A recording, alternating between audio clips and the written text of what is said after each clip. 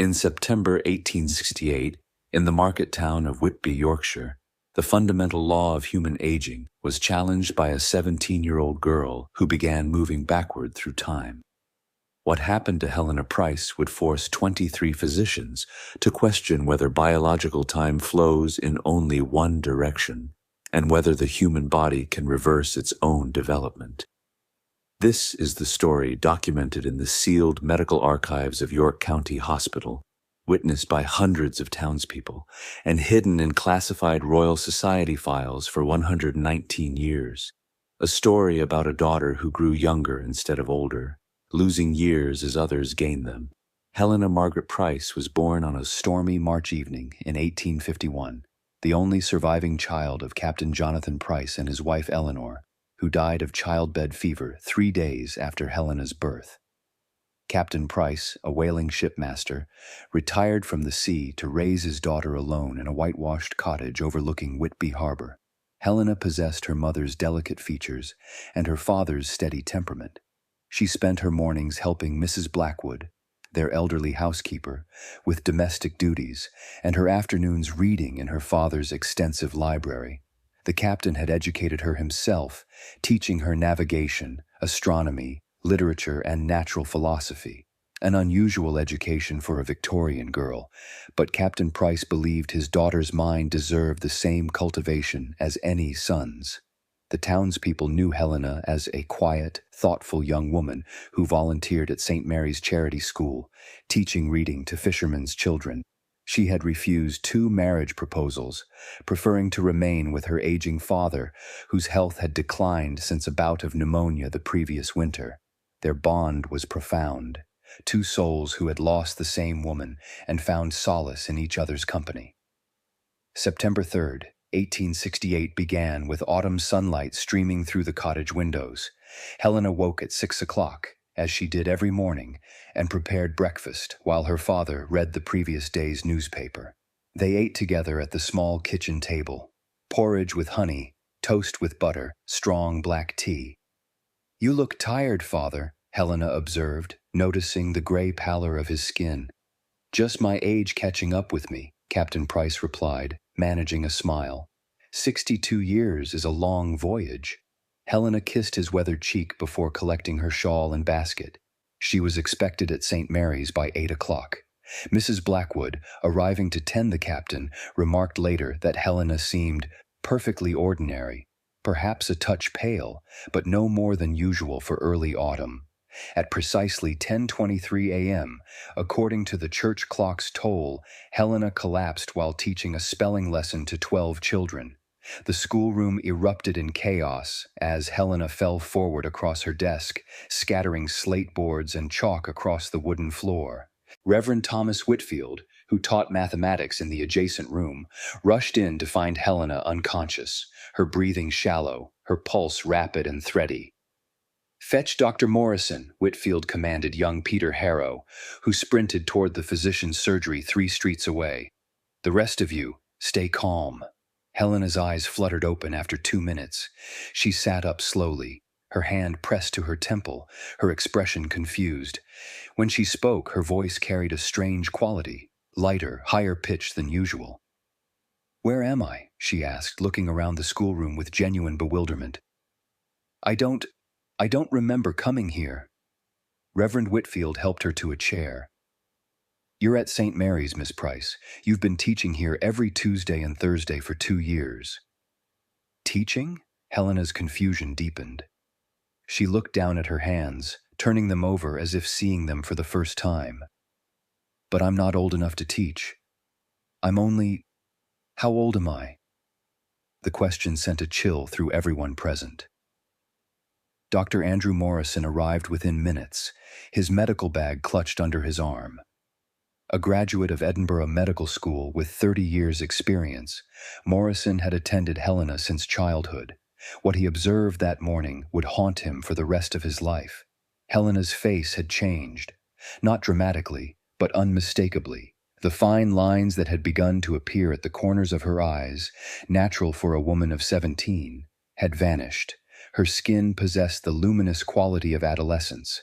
Most disturbingly, when Morrison examined her teeth, He found that her wisdom teeth, which had fully emerged 2 years prior, were receding back into her gums. "This is medically impossible," Morrison muttered, checking and rechecking his observations. "Miss Price, do you know what year it is?" Helena thought carefully. 1866, she answered with confidence. "It's 1868, Morrison replied quietly. "You've lost 2 years. Dr. Morrison's journal entry from September 3rd, discovered in York Medical Archives in 1991, provides the first detailed medical account. I have examined Miss Helena Price following her collapse at St. Mary's School. Upon initial observation, I believed her to be suffering from a fainting spell or perhaps early-stage consumption. However, closer examination reveals something far more perplexing. The patient exhibits physical characteristics consistent with a girl of 15 years, not 17. Her bone structure, skin elasticity, dental development, and even her voice register suggest she has somehow regressed in physical development. I can find no precedent for this in medical literature. I am at a loss to explain what I am witnessing." Captain Price, summoned from home, provided a father's desperate testimony to the town magistrate on September 5th. "My daughter went to bed on September 2nd as a young woman of 17. She woke on September 3rd believing herself to be 15. She does not remember the past 2 years. She asked me why I looked so much older. When I showed her the mirror, she wept, claiming the reflection was wrong. She said she felt younger inside, as if time had moved backward for her alone while the world continued forward. I do not understand what affliction has taken my daughter from me." Mrs. Sarah Blackwood, the housekeeper who had known Helena since infancy, gave perhaps the most compelling testimony to the Yorkshire Post on September 8th. "I have dressed that child every day of her life. I know her body as well as I know my own hands. The girl who returned from St. Mary's was not the same girl who left that morning. She was smaller, her waist measured 2 inches less, her hands were smoother. I am not a fanciful woman, but I know what I saw. Miss Helena had grown younger." Dr. Morrison arranged for Helena's immediate examination at his surgery, with Captain Price's reluctant permission. There, assisted by Dr. Margaret Sutherland, one of Britain's few female physicians practicing in Yorkshire, Morrison conducted a comprehensive assessment that would form the basis of his report to the Royal College of Physicians. The physical findings were meticulously documented. Helena's height measured 5 feet 3 inches, 1 inch shorter than her measurement from a medical examination conducted just 6 months earlier for a minor respiratory complaint. Her weight had decreased from 118 pounds to 106 pounds, yet she showed no signs of wasting disease or malnutrition. Her menstrual cycle, established for 4 years, had ceased. Most remarkably, her bone density, measured through careful palpation and comparison with previous medical records, suggested the skeletal development of a girl entering adolescence rather than a woman in late adolescence. Dr. Sutherland conducted cognitive assessments that revealed an even more troubling pattern. Helena could recall with perfect clarity every event of her life up to September 1866. Everything after that date existed as a blank void in her memory. When shown a diary she had kept throughout 1867 and 1868, detailed accounts of her daily activities, her teaching work, her father's illness, and her private thoughts, she insisted she had never written it, despite the handwriting being unmistakably hers. "This is my handwriting," Helena admitted, examining the pages with growing distress. "But I have no memory of writing these words.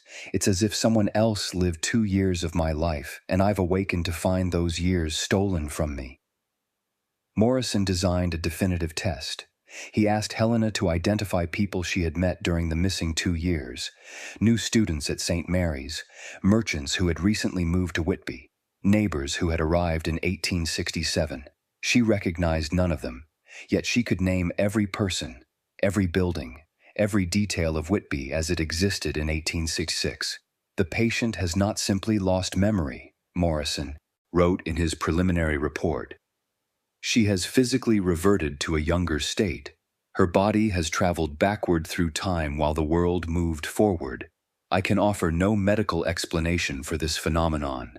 If I had not examined Miss Price myself, if I had not compared current findings with documented medical records from previous years, I would dismiss this case as hysteria or fraud.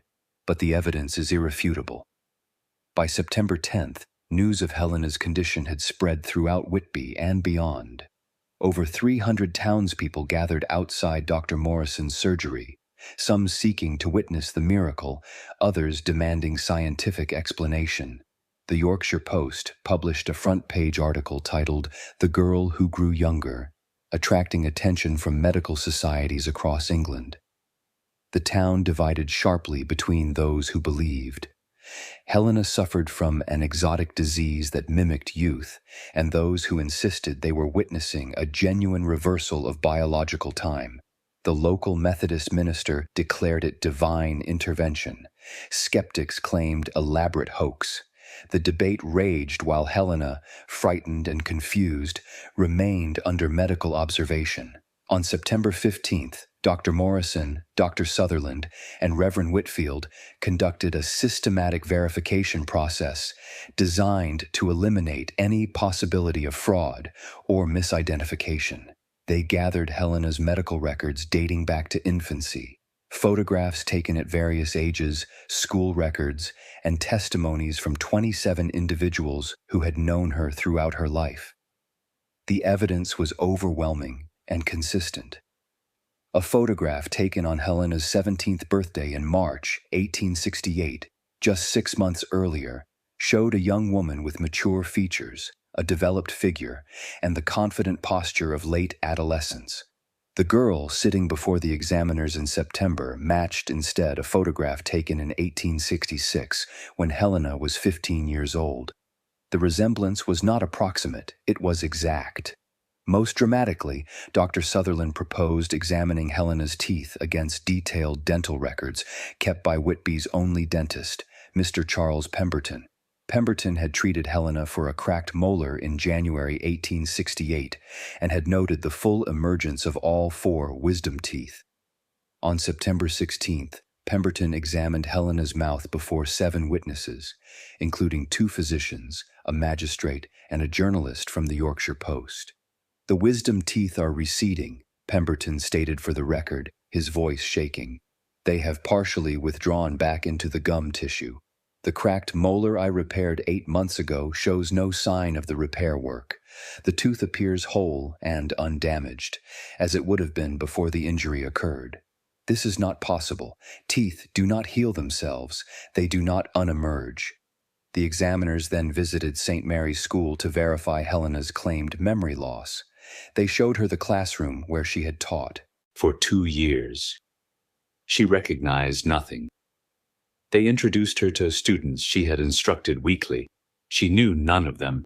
They presented her with lesson plans written in her own hand. She could not recall creating them.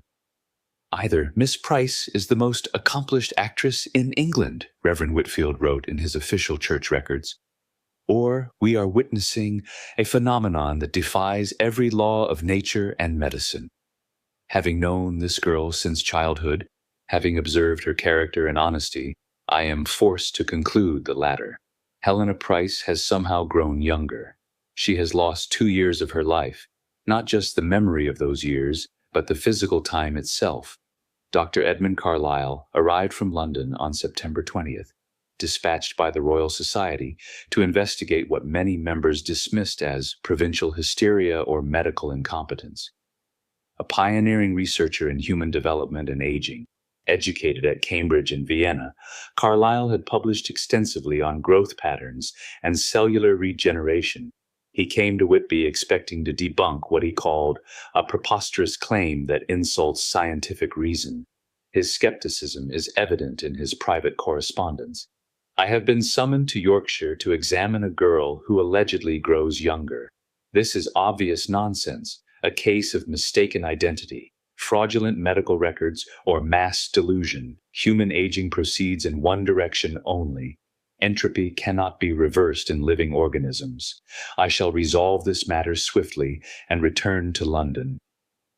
That resolution took 3 weeks instead of 3 days.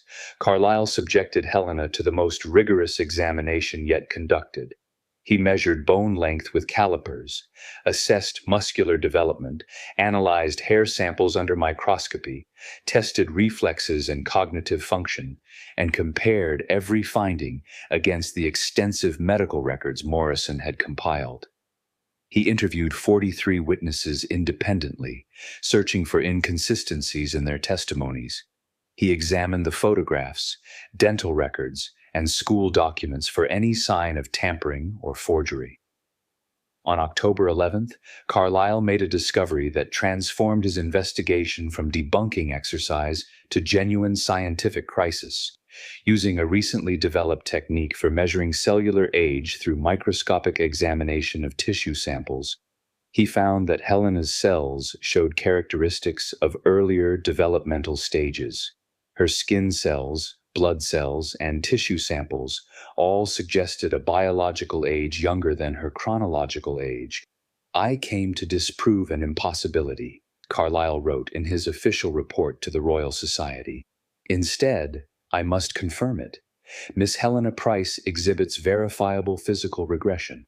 Her body is aging in reverse. This contradicts everything we understand about human biology, thermodynamics, and the arrow of time itself. Yet the evidence is irrefutable. We are witnessing a phenomenon that should not exist, documented with scientific rigor that cannot be dismissed. Nature has broken its own rules." On October 18th, Helena began exhibiting a secondary phenomenon that deepened the mystery. She started speaking about future events with disturbing accuracy, as if her backward movement through time had granted her knowledge of what was yet to come, or, from her perspective, what had already occurred. At 3:47 p.m., while sitting with her father in Dr. Morrison's surgery, Helena suddenly said, "The fishing boat Meridian will sink tomorrow morning. 4 men will drown. Mr. Harrow's son Peter will be one of them." Captain Price, alarmed by his daughter's pronouncement, immediately sent word to the harbor master. The Meridian was scheduled to depart at dawn. Despite warnings, the captain of the Meridian dismissed Helena's prediction as the ravings of an afflicted girl and set sail as planned on October 19th. At 11:20 a.m., the Meridian struck rocks in heavy fog and sank 3 miles from shore. 4 crew members drowned, including 19-year-old Peter Harrow, the same boy who had run to fetch Dr. Morrison on the day of Helena's first collapse. The tragedy sent shockwaves through Whitby. Helena, devastated by her inability to prevent the deaths, made another prediction. "Mrs. Pemberton will deliver twins on October 27th. Both will be girls. One will have a birthmark on her left shoulder." Dr. Sutherland attended the birth on October 27th. Twin girls were delivered. The first child bore a distinctive port wine birthmark on her left shoulder. The patient appears to be moving backward through time while retaining memories of events that, from her perspective, have already occurred, Carlyle wrote in his expanded report. "She is not predicting the future, she is remembering it." This suggests that her consciousness exists in a state of temporal displacement, experiencing time in reverse while the rest of reality proceeds forward. On November 2nd, 3 officials arrived from the Home Office in London. Dr. Vincent Ashworth, Chief Medical Examiner for the Crown, Colonel James Whitmore of the War Office Medical Board, and Inspector Arthur Graves of the Metropolitan Police Special Branch. They carried authorization from the Secretary of State to take custody of Helena Price for purposes of national security and scientific investigation. Captain Price, weakened by illness but fierce in his daughter's defense, refused to surrender her. "You will take my daughter over my dead body," he told the officials. "She is not a specimen for your experiments. She is a frightened girl who needs her father, not government physicians." The standoff lasted 3 days. During that time, Dr. Ashworth conducted examinations at the Price cottage under Captain Price's watchful supervision. His findings, documented in a report later classified under the Official Secrets Act, confirmed Carlyle's conclusions and added new observations about the rate of Helena's regression. Subject continues to grow younger at an accelerating rate, Ashworth wrote. She has lost approximately 3 months of biological age in the past 2 months of chronological time. If this progression continues, Miss Price will regress to infancy within 2 years and possibly cease to exist entirely within 3 years. We are observing the reversal of human development, a phenomenon with profound implications for medicine, physics, and military applications. The officials withdrew on November 5th, but not before sealing all medical records and forbidding any further publication about Helena's case. Armed guards were posted at both ends of the street where the Price cottage stood. On December 14, 1868, Helena's condition reached its crisis point. Over the preceding 6 weeks, she had continued to regress, losing approximately 1 week of biological age for every 2 weeks of calendar time. She now appeared to be 13 years old, with the physical characteristics and cognitive patterns of early adolescence. Her memory now ended in 1864. She no longer recognized many of the townspeople. She asked repeatedly for her mother, having forgotten that Helena Price had died at her birth. Captain Price, whose health had deteriorated under the strain of watching his daughter disappear into her own past, collapsed on the evening of December 14th. Dr. Morrison diagnosed acute heart failure. The captain had hours, perhaps a day, remaining. Helena was brought to her father's bedside. She looked at the dying man with confused recognition, seeing not the father she knew, but an older, frailer version she didn't remember. "Papa," she whispered, her voice carrying the uncertain tone of a young girl. "Why are you so old?" Captain Price grasped her hand with the last of his strength. "Helena, my darling girl, you must fight this. You must try to come back to me. I cannot lose you. I cannot lose you the way I lost your mother." "But I'm here, Papa. I'm right here." "No," he said, tears streaming down his weathered face. "You're going away. You're traveling backward, and I cannot follow. Promise me you'll try to stop. Promise me you'll try to stay." Helena, not fully understanding but responding to her father's anguish, made the promise. At 11:52 p.m., Captain Jonathan Price died with his daughter's hand in his. The following morning, witnesses reported an extraordinary change. Helena woke appearing older than she had the night before.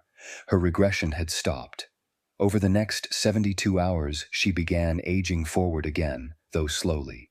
By December 20th, she appeared to be 14 years old, still younger than her true age of 17, but no longer traveling backward through time. In the weeks following Captain Price's death, Dr. Carlyle conducted extensive follow-up examinations to understand what had halted Helena's regression. The young woman, though she now inhabited the body of a 14-year-old, had stabilized. She was aging forward again, though at approximately half the normal rate. Her memories remained truncated at 1864, with no recollection of the years between then and her collapse in September 1868. I propose that Miss Price's regression was psychological in origin, though manifesting through biological mechanisms we do not yet understand, Carlyle wrote in his final report.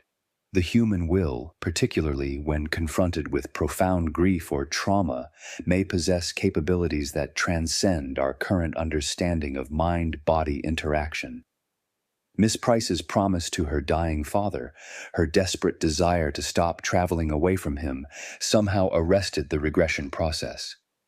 Yet even Carlyle admitted the inadequacy of his explanation. We documented an impossible reversal of human aging.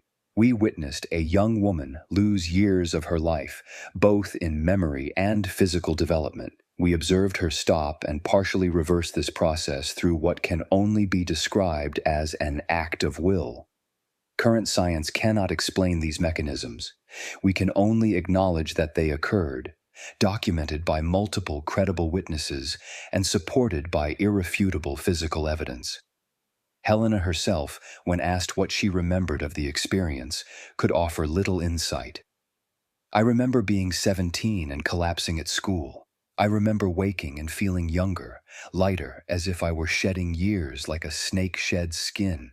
I remember my father dying and making a promise I didn't fully understand. Then I remember stopping, feeling time catch hold of me again and pull me forward instead of backward, but I cannot explain how or why. In 1987, when Victorian medical records were digitized by the Yorkshire Medical History Project, researcher Dr. Patricia Thornton discovered the sealed files on Helena Price in the York County Hospital archives.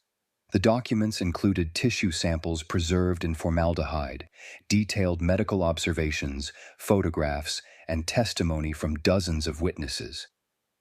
Thornton, a specialist in cellular biology at Leeds University, subjected the tissue samples to modern analysis, including carbon dating, DNA sequencing, and telomere length measurement.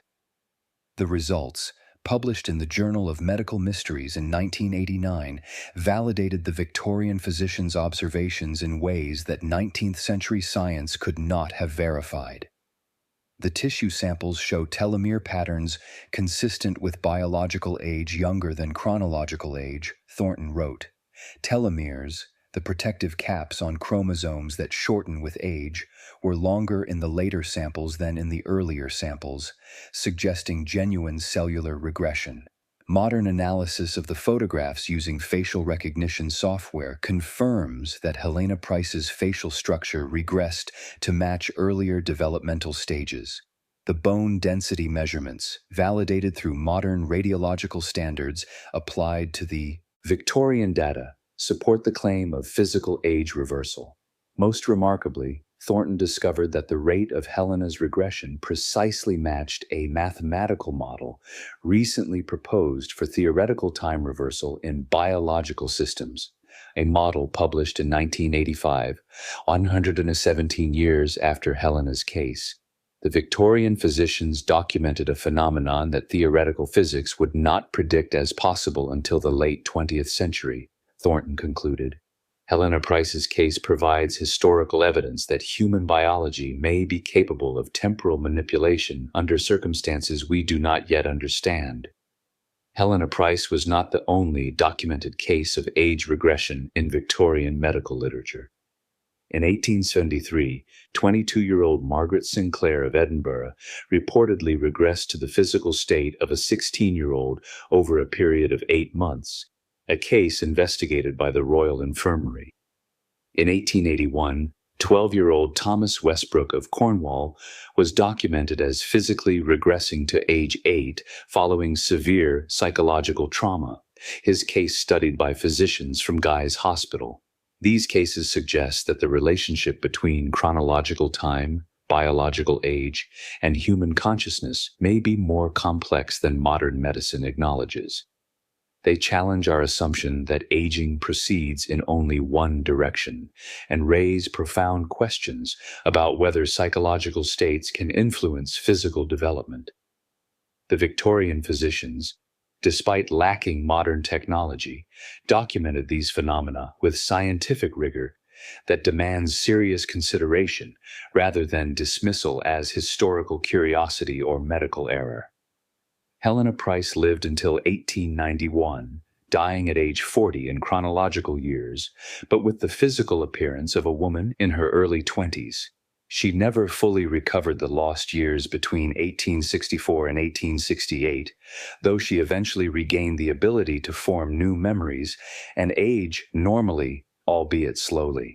She never married, devoting her life to caring for orphan children at St. Mary's Charity Home, which she helped establish in her father's memory.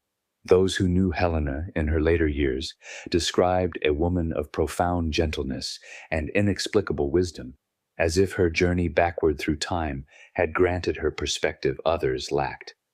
In her private journal, donated to Whitby Museum after her death, she wrote, "I traveled backward while the world moved forward. I lost years I can never recover and gained knowledge I can never fully explain. I learned that time is not the rigid master we believe it to be. It bends, it flows, and under extraordinary circumstances, it can even reverse. I learned this at the cost of my father's life and my own youth. I pray no one else must pay such a price for such knowledge." Helena Price's story compels us to question, Is time truly unidirectional, or can human biology, under extreme conditions, move against its current? Can the power of human will and emotion influence physical reality in ways science has yet to measure? The Victorian physicians who documented her case were willing to report what they observed, even when it contradicted everything they had been taught. If this story has made you reconsider the boundaries between mind and body, between time and consciousness, subscribe to our channel for more documented cases from history's archives, stories of real people who experienced phenomena that challenge our understanding of human potential and the nature of reality itself. Sometimes the most profound mysteries are found in the most carefully documented evidence.